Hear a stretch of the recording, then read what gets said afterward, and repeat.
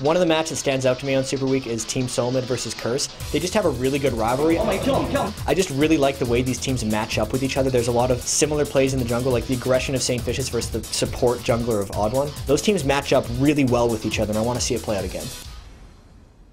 Welcome back, everyone. As you just saw, it's time for Team Solomid versus Curse. This match marks the first time these teams have met up in Season 3. Both Curse and Team Solomid hold comfortable spots in the standings, but they've shown a bit of vulnerability this week, Kobe. A little bit. Reggie's been having a pretty good week. Just that one game against Vulcan where he got caught out by Lux quite often. TSM, though, 3-1, so looking pretty good. Their loss was to Marn, which has been shaking up some of these top teams. They really don't expect it, and so we'll have to see if they can keep their wits about them and come back. And Curse has kind of been softened up by Dignitas and CLG here coming in, but then again, the saying goes is you learn a little bit more from losing, so we'll see if they've taken those losses into consideration. Elements was talking about all the pressure from being undefeated. Maybe it's good that they got a little taste of defeat to whip them back into shape.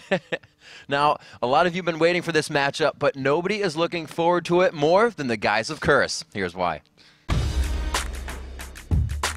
I really want to see the TSM versus Curse game again. The last time I remember them playing was at the Season 2 North American Regionals, where Curse actually took a game off of TSM. They're the only team to beat them in the entire tournament. Let's hear it for Curse. They are forcing a third game against TSM, and this is going to be huge. But Curse got knocked down to 4th place in the whole tournament, and they had to qualify at the LCS qualifiers instead of getting a berth from there. I am personally looking forward to that matchup a lot because we still haven't played against them in the LCS. Curse looks to keep themselves undefeated in the North American LCS, now 6-0. Everyone's like, oh, well, maybe TSM can beat Curse, maybe Curse can beat TSM. And I feel like it's just a good match to set the record straight. So let's check out the lineups. On the blue side, it's Team Solomid. Dyrus in that top lane, the Odd One in the jungle, Reginald in mid, Chaox on AD, and Xpecial at support. On the red side, we have Curse, Voyboy up top, St. Vicious in the jungle, Jackie mid, Cop on AD, and Elements supporting. So we've seen, like we said, a little bit of different play here and there from Reginald. The new champions coming out. We saw Link and him both on Xerath. Jackie, he has that big champion pool, but we've really seen Orianna Rise, TF, and a few others, if that. So we'll see if they kind of try to focus on Jackie, if they keep that Xerath pick in, or if it'll be banned out. They also saw that Reginald kind of played up and down on Xerath, so maybe it's not that of a big of a factor for him. Yeah, sometimes he didn't quite have the burst, but we're into Champion Select, so let's see if that does draw a ban. Immediately, 2 ninjas off the board, Akali and Shen. Yep. You know that Akali is definitely aimed at Voyboy. That's not a Jackie ban there. That little change of not having to fix up the rune page for the passive that we talked about a few games ago, really bringing it back in. And Voyboy loves the aggression. Yeah. Why wouldn't he go for it? We see the TF being banned out there. As I said, Jackie playing that, and Xerath does draw the ban. I mean, the Akali rune page switch, it just kind of opens up more options. And you always like those changes because it really helps new players. They don't want to spend a whole bunch of IP on this weird rune page that's only used for one champion. Super specific. Yeah, so it really makes a lot of sense. I like that one there. Then the Kale and Shinsao, both of those, we have seen those plenty of games in LCS being banned. I mean, Kale can either go top, mid, or jungle. She's so versatile as a champion and so impactful. If you can get that ult with the right timing and block crucial spells, it just turns the entire team fight. I think this would be the first time Team Solomid shows their mid on a first pick. Something says confidence for them, and they feel all right doing this. They're going to go ahead and give as well Jarvan away there. We saw Odd One playing Maokai yesterday, Kobe. He didn't say he felt uncomfortable on it, but he knew he was in a defensive position going up against that Shinzao, which they've banned out this time. Well, Reggie said, he's like, I'm either playing Xerath or Orianna. So they banned out Xerath. There we go. He picks up the Orianna. Get it out of the way. Yeah, why not? Everybody already knew what was going on. Actually, interesting story. They tweeted a little earlier. TSM overheard Curse's plans last night when they were making all their strategies. So they knew the entire level 1 strategy. And good guys TSM, they felt like they needed to make up, and they told Curse that they overheard the strategies. So Curse they didn't believe him at first, but then they were like, oh, you actually do know our exact plan. So thank you guys. TSM That's being honorable, honorable opponents. They all deserve the badges right here. They need those ribbons. So he actually does go for the Maokai once again. He feels a little bit safer with that Shinzao out. They go for Lulu. and Jarvan on the right side. So that support is out for both teams now. Actually, no, that Alistar was not locked in. So we have the Kog'Maw coming up. We'll see what supports that as they continue to pick on Curse's side. It's an interesting pick here by Chaox choosing the Kog'Maw. He's said that TSM's strategy as a team is a little bit different than, say, teams like CLG, where CLG obviously focus a lot on double if they want. Feed double if. Double if to get as much farm as you can. Chaox is like, okay, we usually feed like Reggie or someone else if they are trying to carry this game, but he plays a little bit more of a utility role on his ADs, and he felt like Kog'Maw is one of those champions that's really good even if he doesn't have too much farm. He still gets a lot, and it's a give and take, but that was one of his points in an interview that we saw yesterday after the game. It So makes sense, right? Because that's how Team Solomid played the game that they were able to win that went late. You know, I'm Maokai, I'm going to be tankier. The late game is where we want it to be. Yeah, now they have Kog'Maw. They spread out their money, trying to have multiple threats, whereas CLG really concentrates on double lift and want to get him just as fed as possible. So we do see Nijaki possibly hovering back around the rise. There we go. Cop chooses to go for the Heartbeat's first love right now. Heartbeat is in just Tristana. This is the Heartbeat trend right here. I mean, a lot of people did not feel Tristana was that strong of a champion. Will Cop go the extra mile and actually use Heartbeat's build, though, and get that Blade of the Ruin King? Because it's been said by a lot of these top AD players that they don't really like that item either. Neither does some of his teammates. Even even Heartbeat's teammates don't really like it that much. He still used it, and it worked out well for them. So maybe the North Americans are starting to open their minds and look at other options. That item. I remember him saying that. Yeah. So we do see the Alistar actually locked in right after, with the Singed coming up as well for Dyrus. That's always a fun champion to see for Dyrus because he goes back to his old roots. Like 3 years ago when he first started playing this game, he would always do the last spam. Look at the smile on his face. I think he's super trolling you right now. He'll have fun. He's already locked it in. You can't troll. They're not doing a remake or anything. No, I meant for Elements. Oh, yeah, for Elements, the pick they have set up for themselves. But as we see them just hovering, walking around, they're discussing their last pick here. Boy at least would be pretty sweet. There we go. Indeed it will. He can keep himself aggressive, and the 2v1 lane would not be too detrimental for either of these guys, Dyrus or Voyboy. That's who we're talking about with the Singed and Elise picks in those lanes. I think the Elise is really good, especially since we've been seeing all of these 3v1 dives come out very early and people just pushing on those towers. That's really safe. In the disjointed lanes. Yeah. Using Repel, 2 seconds of invulnerability under a tower just helps so much. I think she's a very safe choice in that situation where everybody's really been getting dove, and you don't want to give up a kill along with that first turret. I think it was Psycho Sid getting ganked top in that situation, and he hit 2 as Tarek's Dazzle was in the air and lifted off in the Repel. It just leaves that early game situation safety. So much to be held there for Elise. So maybe on Singed, maybe the way that they have it, they'll be able to focus him down a little more. We always hear the odd ones say when they're up against the Singed, the top lane is usually, or wherever he is, the lane they focus. So we'll have to see how they take it into consideration if they're going to protect Dyrus or leave him on an island.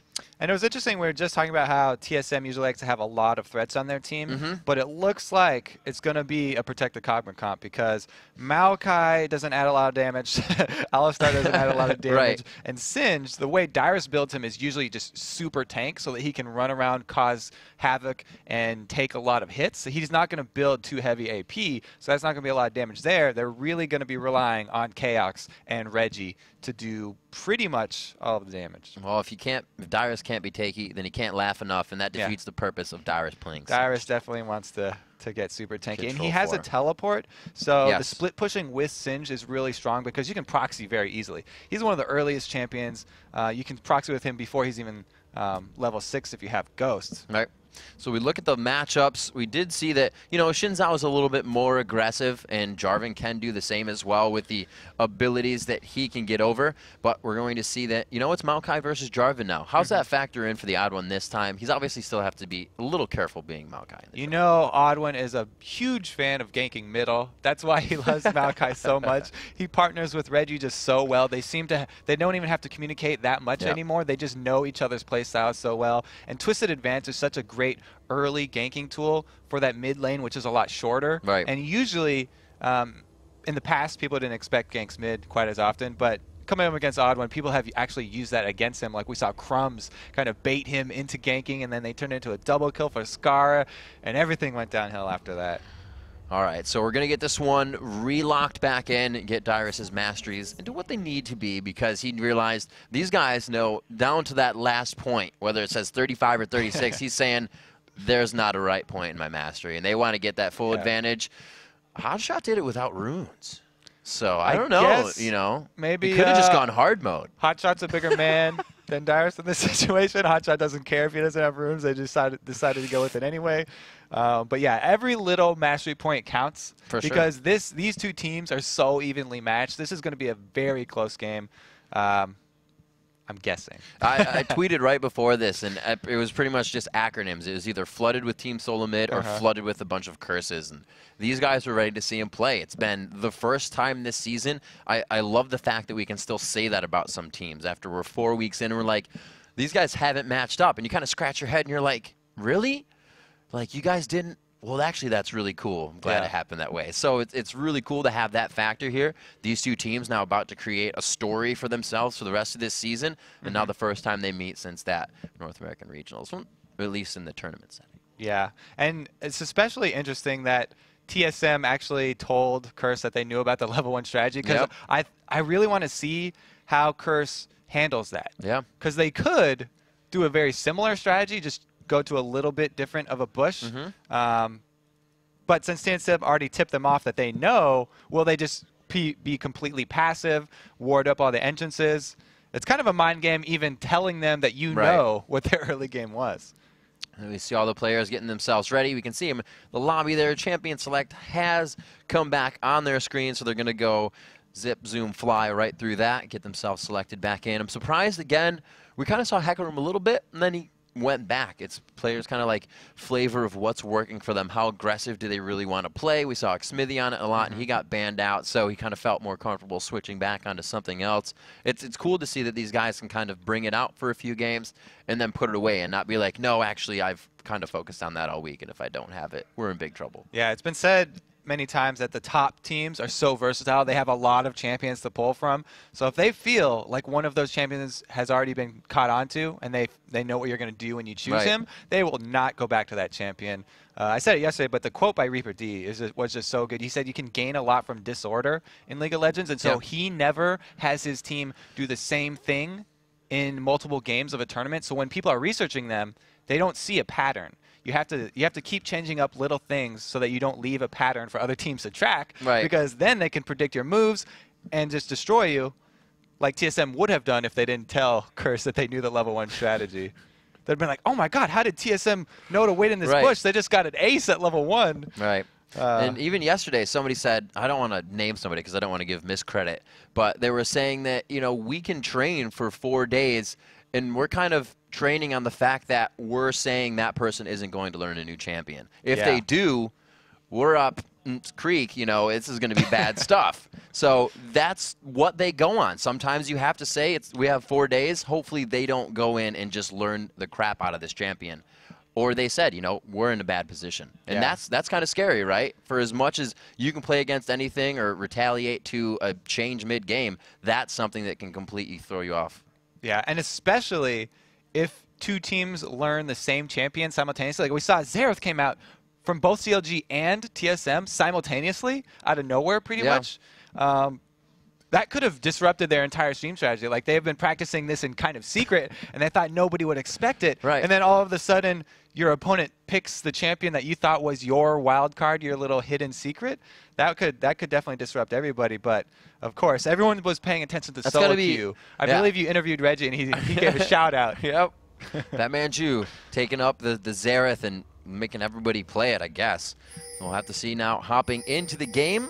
And we're going to see what Team Solo Mid can do versus Curse, and respectively what Curse can do versus Team Solo Mid, Kobe. There's always that little give and take. I mean, we talked about before a lot, but it looks like this may just be a more defensive level 1 since all of All of that went down earlier in the hotel. TSM said that they weren't like eavesdropping on Curse. Curse were just really loud. When they discuss their strategies, they're yelling at each other, and they're a very intense team when they come up with strats. Well, we heard the last strategy discussion in the Game Crib episode, so. Yeah, oh yeah, they're pretty intense, all right. So we see the wards coming out here. They are going to be a few towards the top side there. Voyboy actually chills in one with himself. Oh, nope, that's his spider. I thought he had a ward with him. So no wards coming out for Curse. They're doing it again, and this is kind of what we saw CLG and others take advantage of in the beginning of the game. CLG invaded, which we didn't see them do much of, but because Curse puts up the man wall of wards, it was easy for them to get in. Yeah, and it looks like there's not going to be too much action. We have a few defensive wards here. Maokai, even with those saplings, gets some extra free vision. And everybody's just calmly waiting for the minions to spawn. They're saying, we had a level 1, but we're going to hang back. So wards being doubly placed there to keep each other company by the Wraiths. As we get a little bit of help for both junglers. St. Vicious start towards the red. We're going to get a, looks like, red start actually for both. No, there it is on the blue. I was going to say, where is Maokai? But they are getting it with Singed. Darius is going to return to the top lane. Looks like we do not have a swap for the lanes. Yep, both bottom lane duos taking a camp for themselves, so they won't be too far off. And both top lanes, looks like we're going to have one of the rare 1-versus-1 matchup top lane. Voyboy versus Darius. It is becoming quite an extinct thing to have a 1v1 matchup if it's not the mid. Well, actually, Dig is kind of killing that one too, huh? Yeah. Playing the 2v1s. One of our trends we've been seeing kind of fizzled out here on this one. The early pink ward coming from Curse.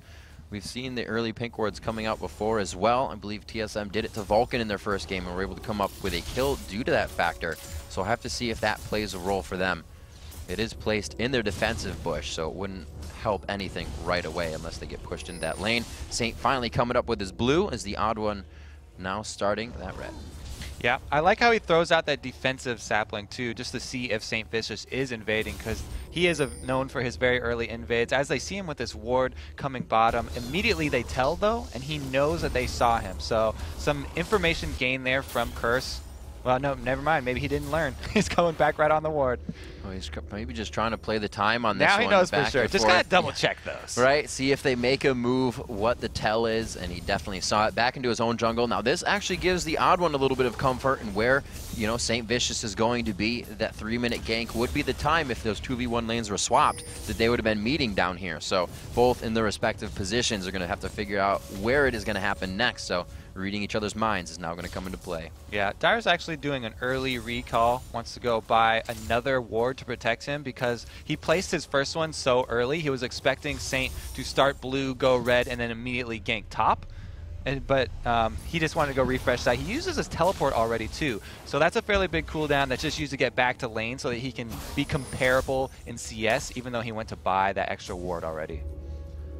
See Nijaki placing a ward down as well, but the odd one sees the ward being placed topside and he tries to hover the bottom for a little bit there, making sure Reginald is safe to kind of push his mid, seeing that ward top.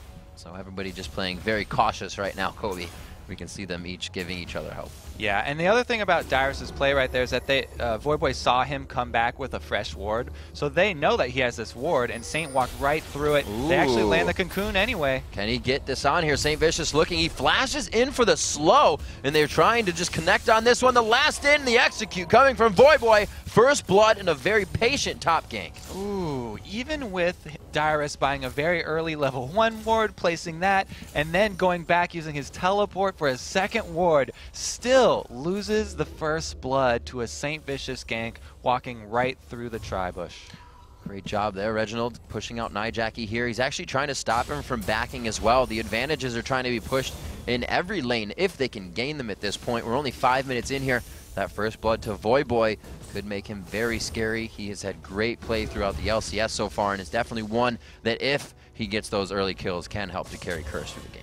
Yeah, I like how Odd One there doing a little bit of counter jungling, and now he wants to go help Darius get even in his lane. He knows that there was just a kill, but Voyboy hasn't spent his money yet. So Voyboy's items don't tell the gold lead, and they're going to try and make something happen. He still has flash though. This is definitely not going to be a kill. They try to get that vision. He doesn't have really anywhere to repel, but they can't get to him in time anyways to make him do that. Yeah, the best they could have hoped for was burning the flash right there, and they don't even get that. St. Vicious, though, since he gained vision of Odd One, immediately all these junglers will take advantage. They'll go invade right after they see you somewhere out of position. Loving the Wraiths, and he's actually going to take a few more to kick the horse while it's down in the mid lane, 39 to 25 here. For a perfect gank bottom. You can see there's no ward in the tri-bush, so he's going to come right behind Kog'Maw.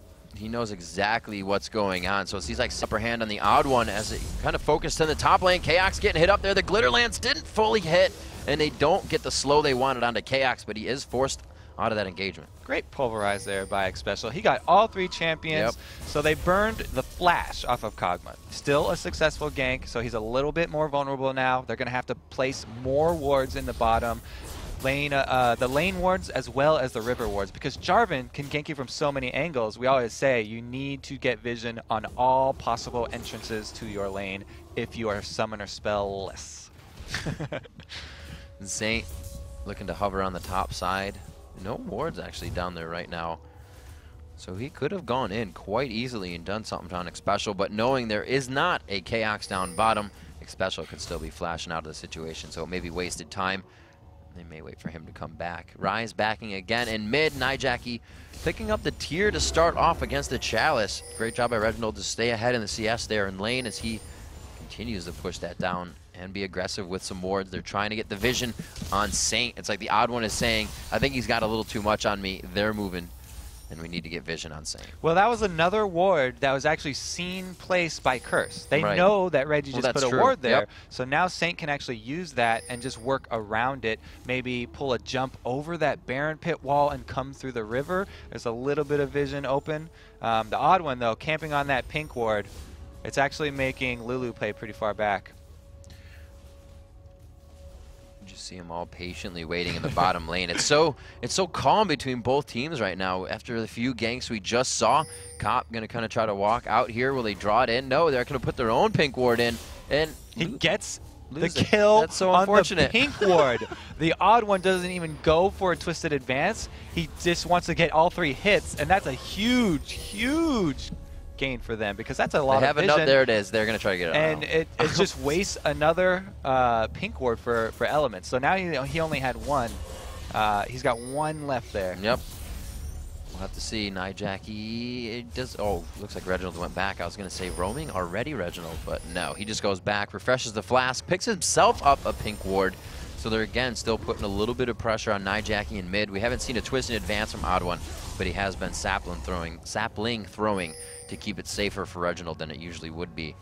St. Vicious has been thwarted on a lot of his ganks as well. We've really seen a lot more impact from both Saint and the Odd One in previous games. So these guys are, the lanes are making it tough. Yeah, and you can see how Odd One has adapted to the way this game is unfolding. He didn't go with the Spirit Zone. He got a Madreds of his own because he knew it was going to be a little bit more farm heavy of a game. Yeah. And Madreds no longer requires AD. So it's not just for those bruiser junglers. Any jungler that needs armor can use a Madreds, because you just upgrade it straight from that machete with a little armor. So good pickup by him. Nice adaptation. You see Dyrus quickly going for the Merc Tread so he can pretty much keep himself pushed in lane and get out of any of those ganks that Saint's going to be bringing top. He didn't even go back to lane with wards. So it's kind of like he buys the Merc Treads to hopefully stay safe, because he only has that 1 ward ticking out in lane. Yeah, Dyrus still stinging from that very early gank. Doesn't want to let it happen again. He was as cautious as he could possibly be, and he still just didn't have the time. Wasn't able to juke the Void Boy cocoon. Just seems like without seeing much action happen from them, I'm going to keep an eye as well as we pan around the map and check out the rest of the game. 77 to 60 here. Reginald has been just that CS lead in mid, but they're keeping each other there, so they're not having too much of an impact on the game. But usually you would see Nijaki and Reginald just kind of be very even throughout. Not too much gold. It's 300 in the lead for Reggie, but that's going to start meaning the finish of his first item, and that's where, you know, you said in the top lane, Void Boy wasn't a threat because he bought, yet when you do, it makes a big impact if your opponent can't react. Yeah, this is why Reggie said he was either going to play Xerath or Orianna. He's just so comfortable on her right now, and it's also why people were banning out Orianna against him earlier in the week. He's just really strong on her, and he's got that early Chalice. That enables him to lane a lot easier against Ryze. His harass not going to be quite as effective. We see a lot of pink wards coming out here too. It looks like they are about ready to start forcing dragon fights here. We have 2 junglers in the middle. This could be a 2 versus 2, but it doesn't look like Saint wants to blow his engage.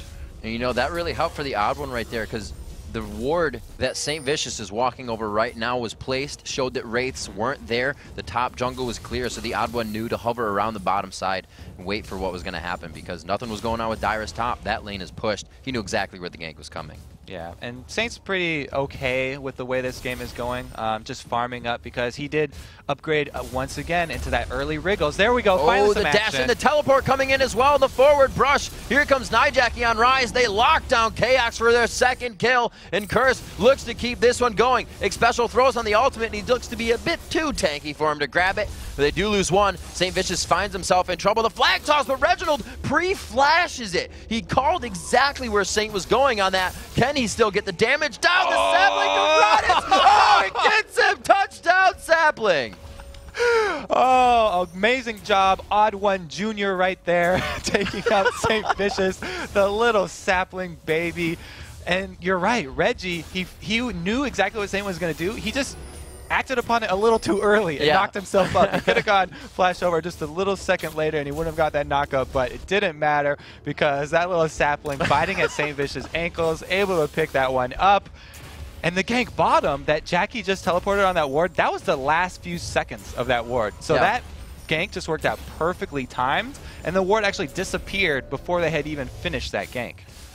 So both mids picked themselves up an assist in the happenings of those fights. 12 minutes in here, 2-1. Only 400 gold lead there after that hullabaloo of the back and forth.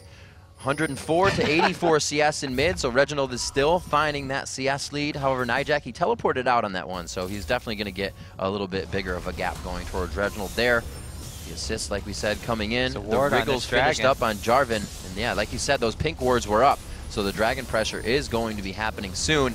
It's at half health right now. This is definitely a possible engager, a smite steal. The Void Ooze greatly placed there. He cataclysms in. Dyrus the last one to take damage, but it's not going to matter from Dragon. And it looks like they're able to flip Saint. He's going to go down here after just coming back from being dead. And it looks like they continue to fight. Cop aggressively dives in. They could absolutely go back on him, but they see Void Boy repel. Curse is going in one after the other, and they haven't found a kill. Finally, they grab that one. Void Boy is still really deep in the fray here. He turns around to get another kill onto the odd one as he gets the execute back, but they're still trading kills here. Dyrus, the last one in the fight, as Curse is pushing TSM out of the dragon area. Kobe, what a back and forth fight. 3 for 2. TSM really wanted to use Dyrus teleport to their advantage for a dragon right there, but it ended up backfiring. Vorboy just walked all the way down. He didn't have teleport of his own, but he was able to get there just in time, and since they weren't able to burn down that dragon, they come out behind. 3 for 2 in that one. Voyboy getting really big in this game. That first blood definitely escalated him to be the one to make these impact changes in the fights. He was able to turn around and take down the odd one before dying, grabbing another one before that. Xpecial getting caught out. Saint now is hungry. He went down twice in a row. He's looking to make some of that golden experience back here. If he doesn't get it, I'm sure he's going to be agitated. He is going tunnel vision, full force here. The ultimate comes down. He doesn't get the kill still, and it looks like he's going to be pushed out with half health. He really wanted that goal. That's really big because the dragon is still up, and they both want this objective right now. Another ward going over the wall for Reggie, and a nice shockwave. So much damage from the dragon as well coming in here on both Nijaki and Curd Elements. A great command shockwave. The odd one flash twisted advance in, but he's taking a lot of damage. The vengeful Maelstrom to keep him alive almost. They've again split Voidboy off of the fight. This happened last time for Curse. They were able to get it. He's going to repel. He's really keeping Chaos, Reginald, Dyrus is a lot of damage in that chase fight that just happened. They have disengaged. Voidboy may finally go down in the end here, unless he can switch out Cocoon. There's the last dissonance. The flip for the kill up and down the river is what it took for that. And the dragon is still up, so we will see them be returning to this bottom side of the map once again. Everyone you can see going back to the fountain to heal up, and every member that has a ward wants to place it around this dragon. There's so many pinks down there, so many greens. That was absolutely amazing. Elements and Nijaki were just about to die, and Voidboy said, don't worry guys, I'll sacrifice myself. And like you said, the dragon is still up. All for that to keep that advantage there so nobody can grab it. 700 is the gold, and it's only coming in for kills right now. Really, turrets aren't a focus. Looks like we've seen those turrets getting dropped early kind of go to the wayside here, Kobe. Sorry, the and third once again, time to the around, Dragon. we don't have the Dyrus ultimate, and we don't have the Shockwave quite yet for Reggie. They're burning down the Dragon fairly quickly, though. It looks like they are going to stop. Round 3 of the Dragon They're battles. trying. They're just waiting this out. I'm letting them tell the story. Are they going to go in? Kobe, who's it going to be? Is it the Cocoon? Is it going to be Jarvan? What do they want first? Curse have all of their ultimates up, so they would like this fight right now. Reggie's Shockwave just came back, though, so TSM did a good job waiting on that. Right now, Kog'Maw split off from the rest of TSM, so they don't want to engage it, but next time that they come towards the Dragon, oh, it looks like Voidboy's just going all the way back top right now. Doesn't want to miss up on that large amount of farm. Well, it's been a good 3 or 4 minutes that these teams are saying, all right, we're wasting away on this. Somebody's going to start getting stronger if they're not in this engagement and farming the lane, so they go back to doing whatever it is they were doing before. And look at Dragon is littered with wards. And there's a teleport up for Curse here. Jackie's ready to come join for another gank bottom. If they were able to gank bottom one more time and actually grab Chaos again, they could go for that Dragon and finally kill it. Well, that may have to be used in defense here as Team Solo Mid. Dyer's trying to sneak Once you here, though. They again, have 2 members top. going in. They're just going to trade that top turret. Curse has decided that it's not worth fighting over this Dragon anymore. They've seen enough of it. Yeah, it's something that you would expect these teams to finally do, and if they cannot get the turret, that's going to be pretty bad for them. Dyrus, no, he has a good 30-40 seconds in the teleport. He won't make it back to the top lane. They may aggress on the bottom as we see a ping coming in here, though. And it may be your first turret in the top if they continue to go hard on it. 6-4 here, 17 minutes in, and we may see that first one go down. Curse trying to pressure the top lane as the Dragon was taken by Team Solo Mid. Somewhat equaled, but we're about an 800 gold lead for Curse. You can see that TSM planned this out. They wanted to trade top for Dragon and bait Curse top so they could actually get a middle turret and actually come out ahead in 1 global objective extra. Now they have 5 people bottom. They can collapse one more time, and Curse don't get an extra 1,000 global gold. Now that they've dropped the mid turret, they can push this one, and they can have Dyrus do his teleport strat top, just kind of split push it out. We're going to see actually Voidboy doing that, though. He's going to try to put some harass on this top lane, draw Dyrus back into that spot. Now Voidboy not having the teleport, he's going to have to make sure he's in these fights before Dyrus gets to them. Yeah, and he also needs another ward a little bit deeper in the jungle if he wants to continue pushing that lane. So we'll probably see him back right off and either buy another ward or join the rest of his team for a new push. Looks like the bottom lane being heavily stacked here by Curse. They might want this turret as well. Odd One's here for support with Chaos. You see it's going to be X-Special coming back all the way from base. We'll just take a quick look at the supports as well. We haven't looked at them too much. Blade of the Rune King, by the way. Oh my gosh, Dyrus, that damage coming out from the percent health, trying to get the execute on, but he was flipped away. He's not in range of it. There it is, the last Q, and he is going to go down. Voidboy takes out Dyrus in a 1v1.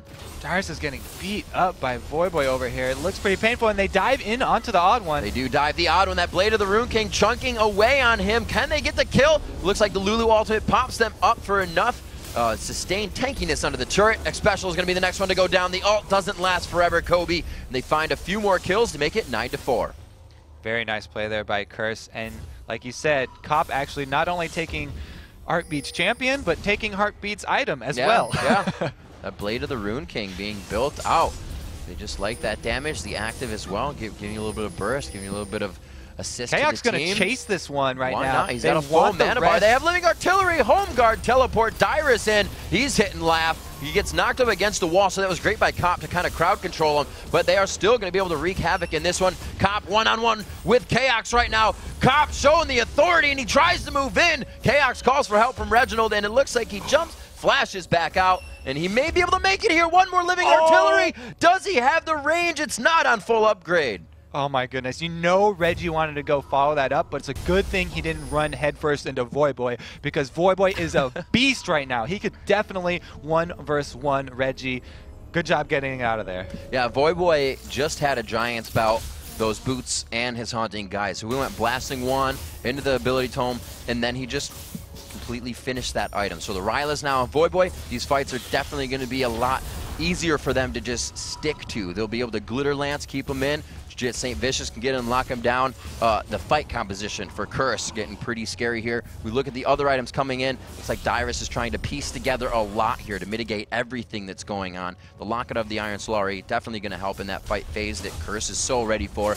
And we see Infinity Edge almost finished on that Kog'Maw to that Blade of the Rune King we were talking about on Trist. Yeah, Voidboy going full carry mode right here. You can see that he's still using the same old build where he doesn't buy mana items, but since there was that nerf to Elise, he's always had mana potions on him. Just for that extra regen, because his Qs cost so much more. Good job, especially not face checking that. He will lose his ward, though. It seems like Elements has kind of changed up his build here. He's getting that Ruby Sightstone a little earlier because he's leaving out the Flask build now. He still goes for his Philo, still loves the mobility boots, but it's definitely you know, one of the first ones we saw doing that, but he stopped. Special just dropping all his wards down. He used a green and a pink in the same tri-bush. I'm pretty sure that was the wrong hotkey. He must have had the green one on there first, but I guess he's got plenty of vision of it. Yep, indeed. Voidboy's all by himself, though. He's surrounded by members of TSM. Oh, KX coming from the backside. He may not even get help from his teams. He's like, guys, I went in a little too early. TSM. So they come in, try to put down the defense, but it's not going to be enough. Voidboy 3v1. What? A little help there at the end. Wild growth from Elements. Voidboy's still alive. He takes a punch from the cow, and Special picks up the kill. But here we go. The cavalry comes in for both teams. It's just flowing in from the top. Are there more? Nijaki now getting popped up here. He's in the 4v1. Elements and Saint both knew it was a bad situation. Voidboy a little too hyphy off that 3v1 kill. Wanted to come back with only 1 bar of life, and Special flashes over to sock him in the face for the kill. Great job so far. 10-8 coming in. KX was one to go down there. A little bit of an exchange between both teams in the bottom lane as they go ahead and just face tank this one, if you will. English is cool. As Cop face tanks one in the middle. So face tank trend coming out of game 1. World of face tanks, the new Russian MMO. Cop, though, that Blade of the Ruined King healing him pretty well, so he's almost back up to full life. He was the only one who wasn't in that bottom brawl because he had no way of getting there. He just tried to waddle down from the top lane. Yep. Not going to happen. Tristana's legs are way too short for that. Oh, my word. So a lot of aggression here within the last few minutes. Everybody kind of setting up for that next engagement. Head around. The Oracle's picked up on Elements, as that's what I was looking for. Do we have one yet on Special? He's been using all those wards, as you've been saying, Kobe. There's more being placed down. He's still got a pink, so he's not worried about that Oracle's just yet. The Infinity Edge being finished, coming through. 7,300 to 6,800. Those are your 80 carry comparisons. The tops, 7,900 for Voidboy to the 7,000 of Dyrus, but like you said, you're not going to need all the money in the world for a Singed, and we can see that they're giving themselves a little bit more right now. After seeing Special's play, I've decided that the first 2 wards he placed in that tri-bush and over the wall were just Sightstone wards. Since he knew he was going back after that, he wanted to make sure Voidboy wasn't still in that bush before he placed his very precious pink ward. I mean, you can throw those Sightstone wards away like pieces of garbage, like he didn't even care, but the pink wards, you got to be careful with those ones. Mid-turret taking a lot of pressure. There is Dyrus. Dyrus is back at home base here. That's a 30% chunk from a Reggie combo right there. He's doing a decent amount of damage after just the Athenes and a needlessly large rod. And that dissonance comes out with about 370 damage, which is kind of painful. And then if you get the ball move back and forth, you're getting hit with a good 200 damage on each move. It's going to hurt quite a bit. Cop has no mitigation for that right now. Just a little bit of HP, and that is not good. So we see 24 minutes. We see who is tanky right now. We do have the Locket, as we said, coming out for the junglers, trying to go for that Aegis on the side of St. Vicious. Looks like they're kind of starting Baron right now. They did clear out all of the wards, and they have a Liandry's. So that's a large amount of percentage damage. Can they burn it down quick enough? Elements wants to zone everyone. Wow. He throws down Wild Growth on himself to pretty much shut down Team Solo Mid's engagement, and he's still alive. He took quite a hit there. He is not playing Taric either. This fight's being engaged. St. Vicious very low. The poison can take him down on a tick. It goes for Elise as well as he takes down Reginald. It's so back and forth, Cove. The Baron has been taken throughout the engagement. It looks like Cop's going to be able to clean up here if he can get the attacks off. He jumps himself away. If he can kite this one on, you can see the slow coming out on him, but it looks like he's going to be able to flash over the wall here, get himself out. A 3 for 4 engagement. Cop actually jumped onto the pile of bodies there before Kog'Maw exploded, and so that cost him a lot of extra true damage to the face, but it didn't really hurt him. He got out anyway, was able to jump and flash away. So, decent decision right there. It's not too bad. 3 for 3, and they were able to pick up the Baron in time. So TSM, they still have 1 member. So would you have called that to be the right thing for Elements to just dive himself in there and throw off Wild Growth?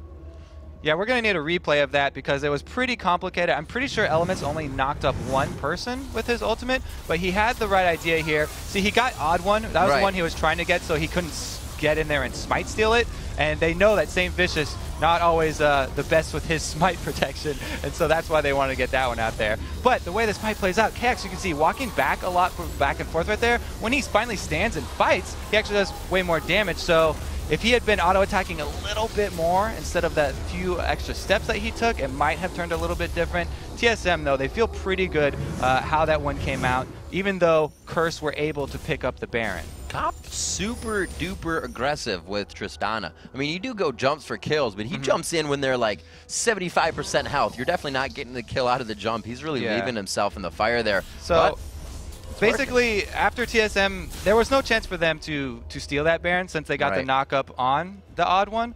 But after Curse has the Baron, it's a good trade to trade even at that point because you're getting 3 Baron buffs off the field. So TSM, even though they knew that they had lost the Baron, it's a fine trade for them, and they're not too unhappy right now. The gold's still not that far apart, and you only have to worry about 2 of those Baron buffs. Cop, though, is a really bad champion to have that Baron buff on. Tristana is getting very good.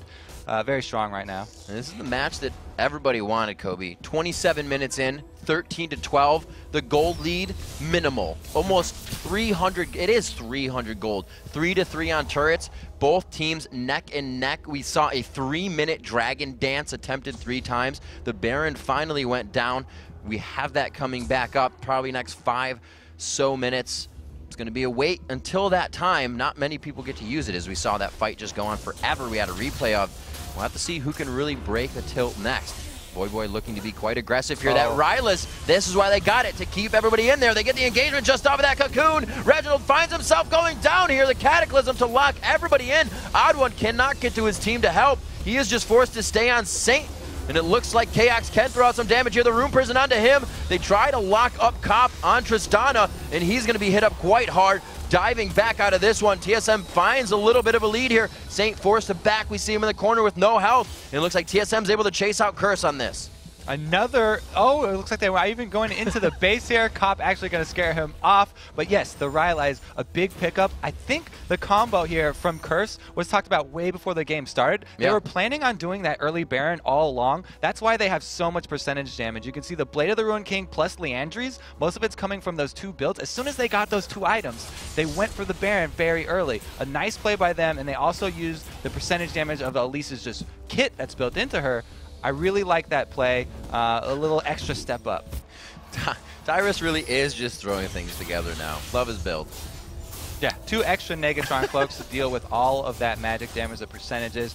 And it looks like they almost are able to upgrade into a Bulwark off that Aegis of the Legion for the Odd One. So once they complete that, it'll be reducing a lot of the output here from Voyboy. You know, this is a fantastic game. The gold lead is so close, and you look at the items and you see that completely, right? Like you said, Bulwark very close to being finished. Ryla's on both sides. The Rabadons to the Rod, and a few items for the AP mids. This is absolutely what we wanted to see here. Did Tyrus just sell one of those Negatrons? No, he turned into a Banshee's Veil. I didn't see that pop. It didn't have the white pop-up ring. It's like, where'd it go?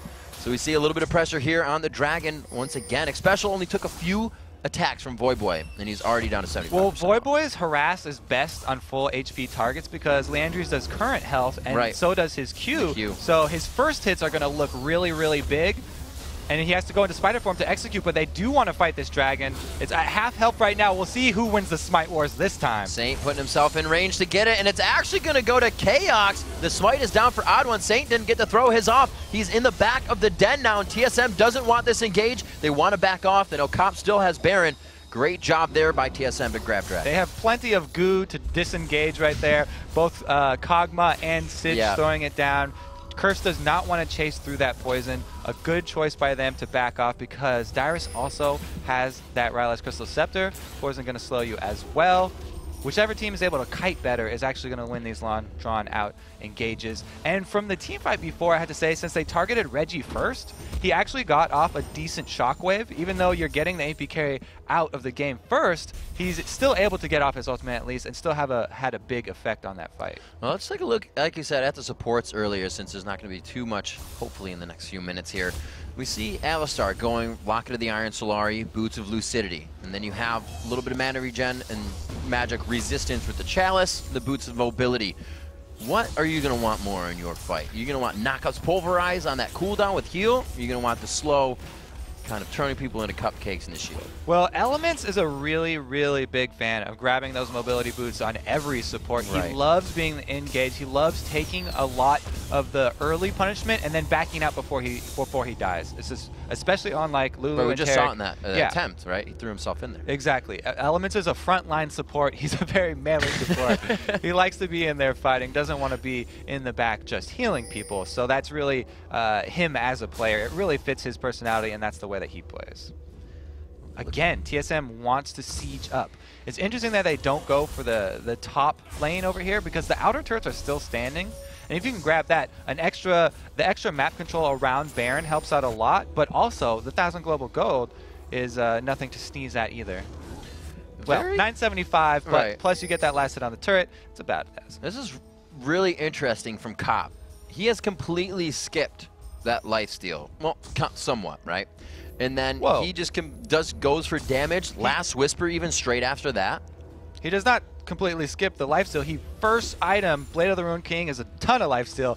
Well, right, yeah, that's why I said sorta. And the active on it is also really good. Not only does it steal speed, but it also steals life. So he's got pretty good sustain.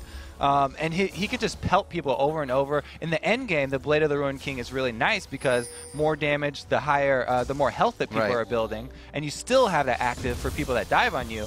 I really like the combo, and it seems like Cop agrees with Heartbeat a little bit here. We will have to see. It doesn't seem like the junglers like it too much, but then again, when do the ADs really get help from the jungle? No, I'm just Is that a jab at junglers in general? Come on now.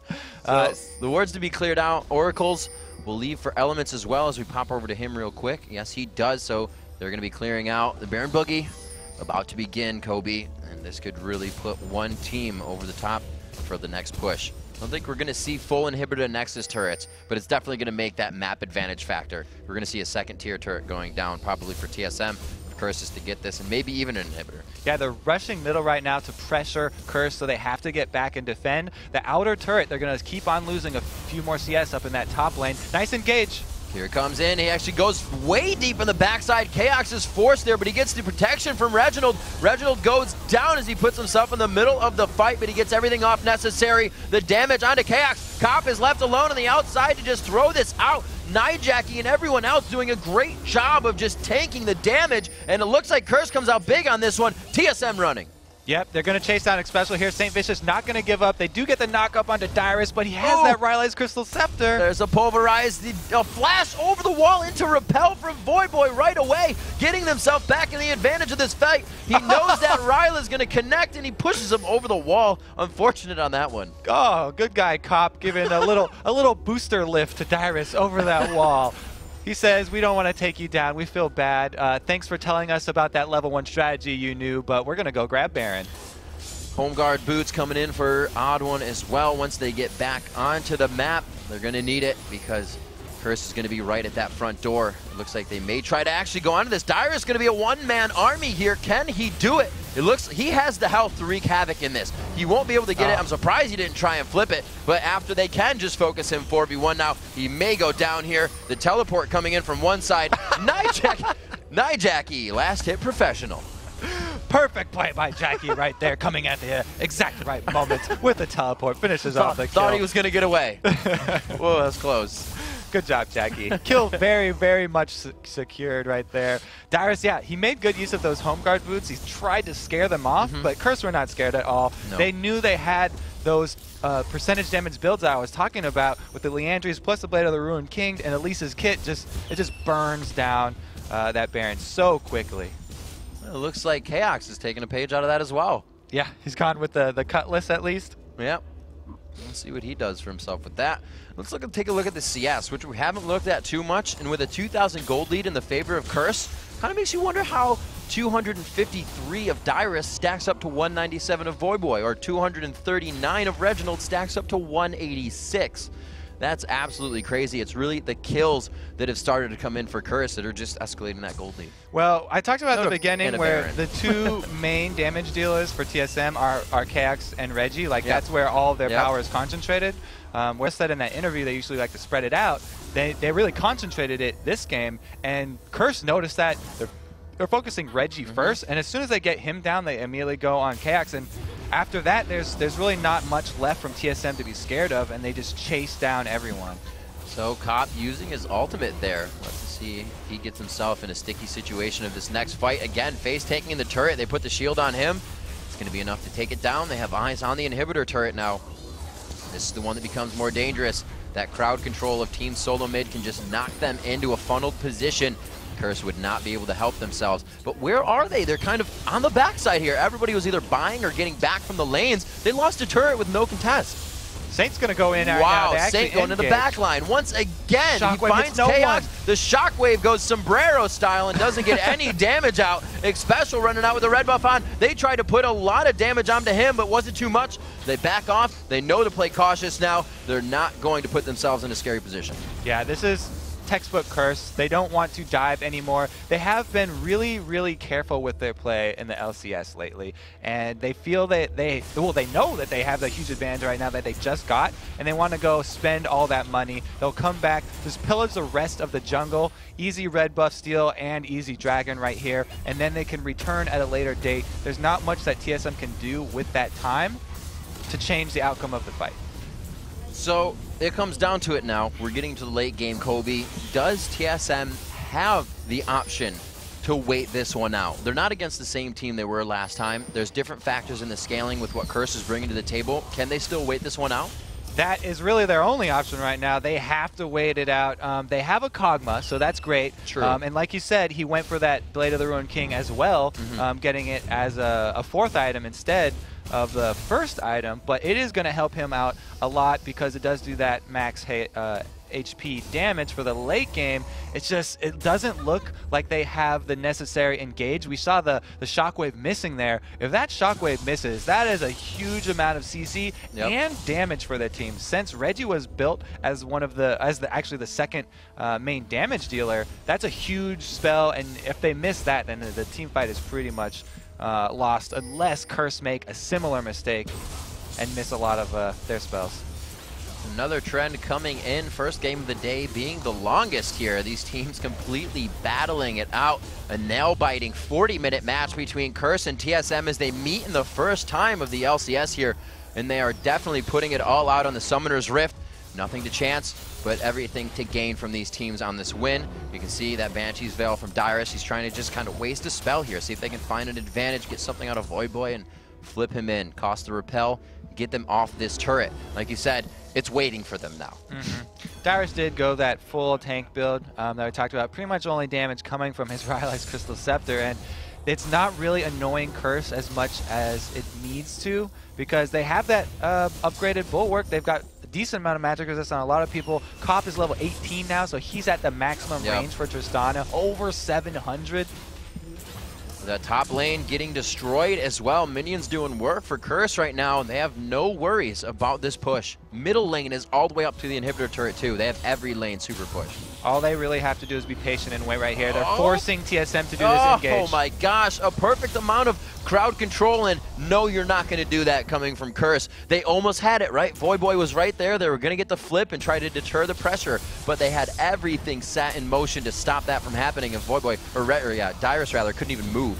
Damage coming in on Saint. You can just see, even without a bunch of armor pennies, still rocking down the damage. Chaos trying to get the damage in as well. Saint Vicious going very low as he's tanking the turret. The damage to Cop. He gets hit by Living Artillery, pushed out of the fight as Saint goes down here. TSM looking very good as Voyboy is forced into the base. They give him nowhere to run. Could be forced to flash here, and TSM is able to stave off the aggression. Okay, so at least they got one kill right there, but they they're losing did so much. lose their top turret just to minions. As you said, all lanes were pushing in at the beginning of that fight.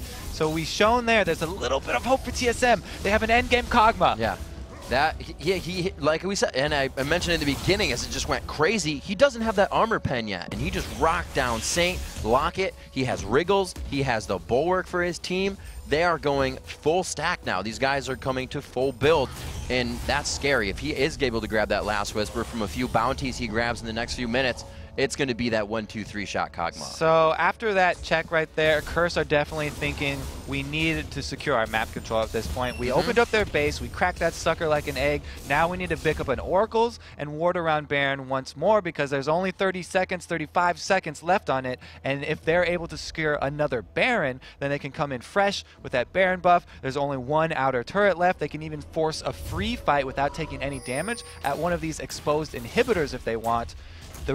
The next 40 seconds to 50 seconds are really going to tell the end of this game right here because Baron's up and they have so much percentage damage. Curse can annihilate that thing. They can kill him in probably 7 seconds. So we see a lot of items coming in here that haven't been on the champions we've seen.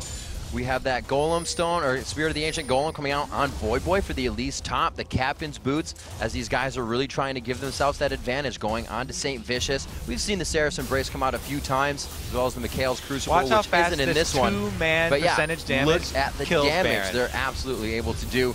Completely crushing it down. TSM did not have a chance to even see the light of day on that one, but they are going to be able to go in the fight on the aggression. Chaos completely locked down. He did get hit up with the Rune Prison and all the damage. They took out the one they needed. Can they follow up? Curse looking very good this fight. The ultimate from Lulu knocking up a lot, actually just special, but there's the crowd control coming from him. He was able to get himself back in. It's not looking good, Kobe. The odd one's the only one running.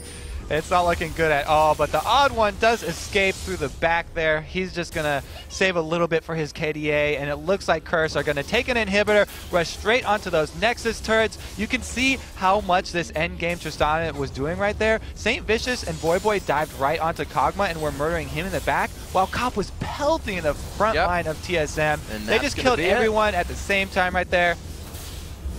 And there we have it. The Nexus going to go down. 42 minutes into this one as we have a long game, and Curse takes it over Team Solo Mid. Very impressive win right there. Well executed in the end game. They knew exactly what steps to take. They got there for the Baron, and that double percentage damage builds from the AD carry and top lane, I have to say. Yeah, it seemed, not that it affected the game too much, it just made me think of it because we were looking at Dyrus, but we saw him, you know, always piecing the build together and not having an item that would be core for him. It works on Singed more than most because you just want to run around there anyways. It's not like you're going to factor impact a ton of damage into the fight. But those things were kind of happening all along the way. Then the Baron started going in favor. TSM came out of that Baron the first time pretty much the best they could have. I think Cop was the only one that came out with it and maybe one other person. But the second one, when they had all the damage, we saw him take down Baron good 3 or 4 seconds, right? Yeah. So, and you can see TSM pretty happy with their play right there. Indeed. All right, so let's see that last fight, or the mid lane fight rather, to see how it changed, where they pushed it in.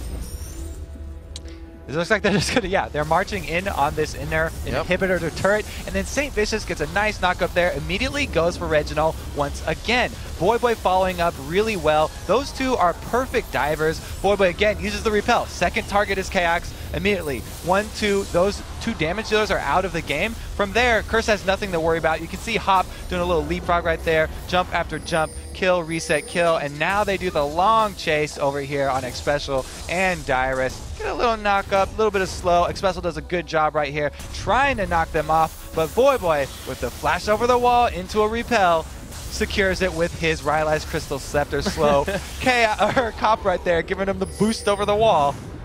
You can just see the dominance coming in the fight. Cop was very left alone in a lot of those fights. They tried to put the ball on him a few times, but it's hard to catch an AD carry that can jump like that. They can just be out of it, and you can be perfectly fine. We saw Chaos absolutely room prison and just smashed all the time as they went onto him. They had a St. Vicious every 2 or 3 fights right in the last one, diving past all 4 people. He actually was off the screen every time he engaged. Not only does Tristana have the jump to get out, but she also has her ultimate to knock away whoever's diving her. He has so many answers to this. And once he gets to level 18, that 706, 708 range is ridiculous with the attack speed steroid that he has. Very nice play. It hurts. It also helps with attack speed being a little bit more expensive. So coming up next, we'll have an interview with Elements from Curse, and then it's time for Complexity to take on Counterlogic Gaming. We'll be back in just a few minutes.